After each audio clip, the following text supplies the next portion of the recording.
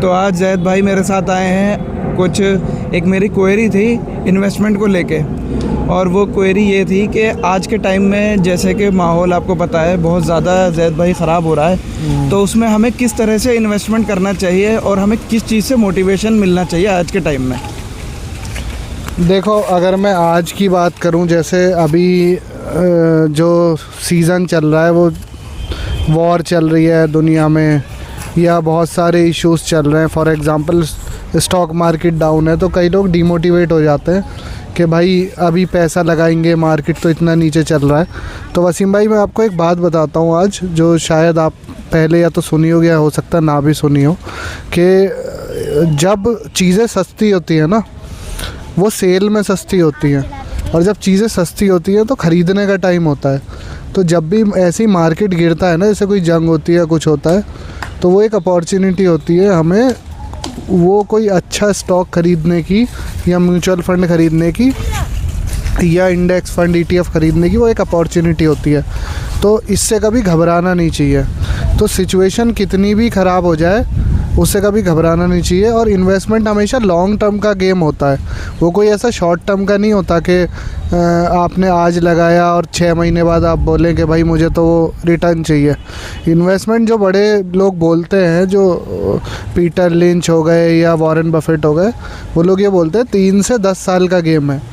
और जो एक नॉर्मल अच्छा इन्वेस्टर माना जाता है वो कम से कम 10 साल वेट करता है, और लोगों ने 25-25, 30-30 साल भी वेट किया अपने इन्वेस्टमेंट्स को लेके। तो इन्वेस्टमेंट वही रकम करें जो रकम आपको ज़रूरत ना हो। अगर आप वो रकम इन्वेस्ट कर देंगे जिसकी आपको अभी नीड है, फॉर एग्ज़ाम्पल अगले 6 महीने में बच्चों की पढ़ाई के लिए चाहिए, या शादी के लिए चाहिए, या और कोई पर्सनल खर्च के लिए चाहिए, तो आप उसको इन्वेस्ट ना करें। उसको लिक्विड फ़ंड में, या बैंक में, या कहीं सेविंग्स अकाउंट में, या गोल्ड में, या कैश में रखें। आप उसको मार्केट में इन्वेस्ट ना करें, फिक्स्ड सिक्योरिटी में करें, फिक्स्ड इनकम में करें। और इसमें जो वेरिएबल होता है, जैसे स्टॉक मार्केट है, म्यूचुअल फ़ंड है, या ETF है, इनमें ना करें। तो वसीम भाई, इसके अलावा और कोई आपकी क्वेरी, क्योंकि आज हम बहुत दिन बाद मिले हैं, हफ्ते में एक बार मिलते हैं, तो कुछ और आपकी फाइनेंस रिलेटेड? हाँ, मेरी एक और जैद भाई क्वेरी है। क्वेरी नहीं है बल्कि एक मैं ना मोटिवेशन आपसे एक लेना चाहता हूँ, क्योंकि आप काफ़ी टाइम से इन्वेस्टमेंट में हो और ETF वगैरह में भी लगाते हो, और गोल्ड में भी इन्वेस्ट करते हो, सिल्वर में भी।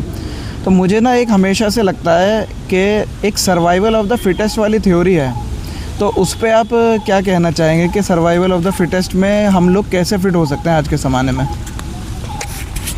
बहुत ही अच्छा सवाल किया आपने। ये जैसे कि मैं ज़्यादातर बोलता हूँ हेल्थ के ऊपर या वेल्थ के ऊपर, और ये दोनों ही में रेलेवेंट है। तो सर्वाइवल ऑफ द फिटेस्ट एक थ्योरी थी डार्विन की, जो इवोल्यूशन को डिस्क्राइब करती थी कि इवोल्यूशन कैसे हुआ।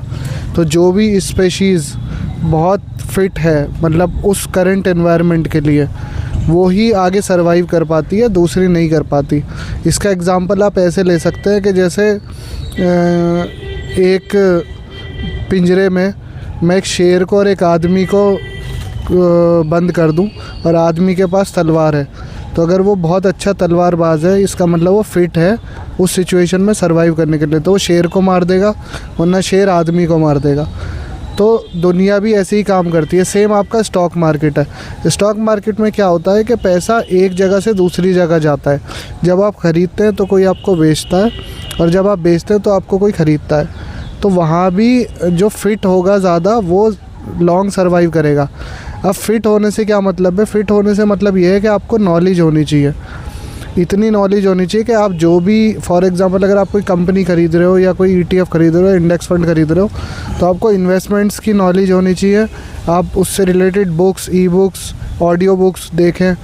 और अगर आप किसी पर्टिकुलर कंपनी में करें तो उस कंपनी के बारे में आपको प्रॉपर नॉलेज होनी चाहिए। बेसिकली जो भी, या कोई बिज़नेस आप बनाना चाह रहे हैं, या बिज़नेस में इन्वेस्टमेंट करना चाह रहे हैं, या कोई जैसे फॉर एग्ज़ाम्पल कोई शॉप खोलना चाह रहे हैं या कुछ करना चाह रहे हैं, तो उसकी आपको प्रॉपर नॉलेज नहीं होगी ना, तो आप फिट नहीं हैं। तो जिसको ज़्यादा नॉलेज होगी वो धंधा आपसे छीन लेगा, तो आप ज़्यादा लॉन्ग टर्म पे टिक नहीं पाएंगे।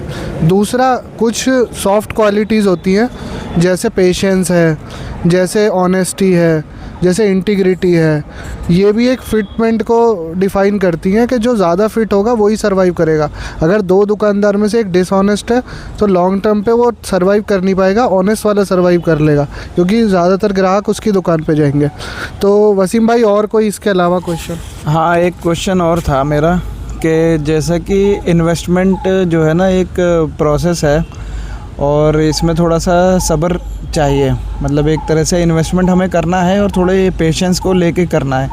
तो कौन कौन से स्टॉक्स अगर आप बता सकें जो हमें करने चाहिए, या कोई ऐसी बुक है या कहीं से जहाँ से हमें इन्फॉर्मेशन मिल सके, तो आप वो हमें गाइड करिए थोड़ा सा।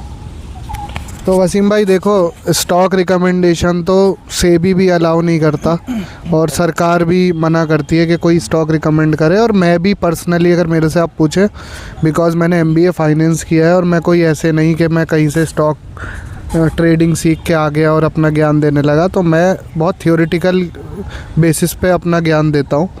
तो मैं आपको स्टॉक तो रिकमेंड नहीं करूँगा, बट हाँ, मैं आपको ऐसा गाइड कर दूँगा कि आप फ्यूचर में स्टॉक पिक कर सकें। तो आप जैसे बहुत सारी ऐसी बुक्स हैं जो आप मार्केट में के रिलेटेड बिहेवियर आपका, या आप कैसे स्टॉक पिक करें, जैसे मैं कुछ बुक्स के एग्जांपल दूंगा। एन इंटेलिजेंट इन्वेस्टर, और एक बुक है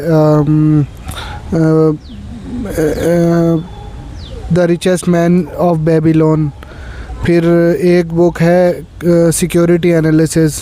तो ऐसी बहुत सारी बुक्स हैं। अब आपका सवाल होगा कि यार इतनी बुक्स तो है, बट मेरे पास ना टाइम है ना मुझको इंटरेस्ट आता, मुझे नींद आती है बुक्स पढ़ के। तो जैसे आप ट्रैवल करते हैं, आपका आज के टाइम में ऑफिस जाने का 1 घंटे का ट्रैवल है, तो आप ऑडियो बुक देखें। जैसे मतलब बहुत सारे कंपनीज़ हैं जो आजकल ऑडियो बुक लॉन्च कर रही हैं, और बहुत सारी ऑडियो बुक्स आपको फ्री में भी यूट्यूब पे मिल जाएंगी।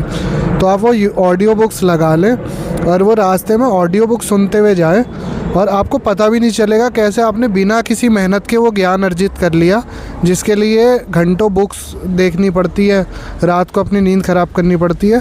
आपका रास्ते का जाने आने का टाइम भी यूटिलाइज़ हो जाएगा।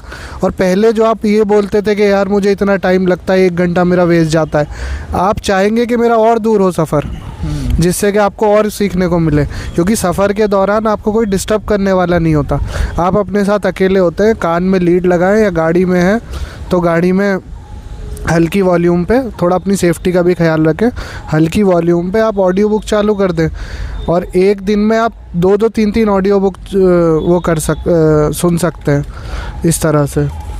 तो वसीम भाई, बहुत अच्छा लगा आपने मुझे इनवाइट किया, और अगर कोई सवाल है तो और बताइए। मेरा एक्चुअली आप मेरे साथ आए और हम लोग कंबाइंड एक अपने आपसे सीख रहे हैं, एक्सपीरियंस शेयर कर रहे हैं आप मुझे। तो मुझे एक मोटिवेशन जो आपने पहले दिया था, मुझे ध्यान है, तो मैं बीच में एक बार ना पीएफ का मनी मैंने निकाल लिया था, मैं जब कंपनी में था, तो आपने मना किया था। उसके बाद से मैंने कभी, अभी भी मैं जॉब में हूँ, तो मैंने वो पीएफ कभी निकाला नहीं, और उसका ना पैसे अच्छे बढ़ते हैं। तो मुझे आप उस पर भी बताइए, और हमारे प्यारे व्यूअर्स को भी यही बताइए कि उसमें कैसे हम मोटिवेशन लें, और उसको आने वाले टाइम में हमें कैसे वो फ़ायदा देगा।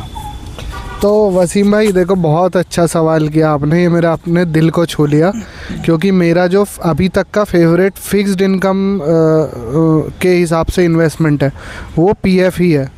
और वो इसलिए है क्योंकि आप जब मार्केट में जाएंगे तो इतना सिक्योर, अगर आप ढूंढने जाएंगे कोई इन्वेस्टमेंट, तो आपको मैक्सिमम टू मैक्सिमम 6-7% इंटरेस्ट देगा। जबकि अभी कल परसों मैं न्यूज़ पढ़ रहा था, पिछले साल भी और इस साल भी ईपीएफ जो है वो 8.25% इंटरेस्ट देने वाला है अपने ग्राहकों को। तो ये एक बहुत अच्छा इन्वेस्टमेंट ऑप्शन है। 8.25% कम नहीं होता है, बहुत अच्छा फिक्स्ड इनकम इन्वेस्टमेंट ऑप्शन है। और जिन लोगों को नॉलेज नहीं है बहुत ज़्यादा इन्वेस्टमेंट की, उनके लिए सिंपल इन्वेस्टमेंट है। और क्योंकि ये बहुत मतलब इतना इजी निकालना नहीं होता है या उसको ट्रांजैक्शंस करना, तो ये थोड़ा सा एक हमारे ऊपर कंट्रोल भी रखता है, हमारे पैसे को जोड़ता है।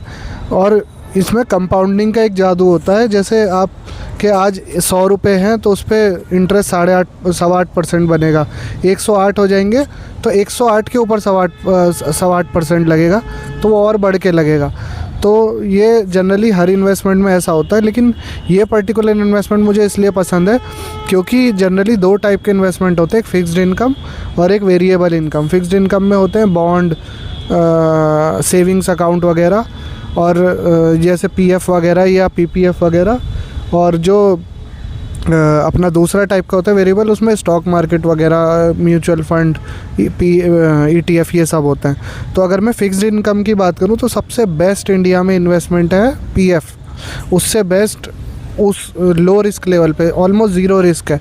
बैंक तो कल को डूब भी सकता है, बट जब तक सरकार पूरी तरह से ख़त्म ना हो जाए तब तक आपका पीएफ का पैसा कहीं नहीं जाएगा, जो कि आज तक कभी हुआ नहीं है इंडिया की हिस्ट्री में।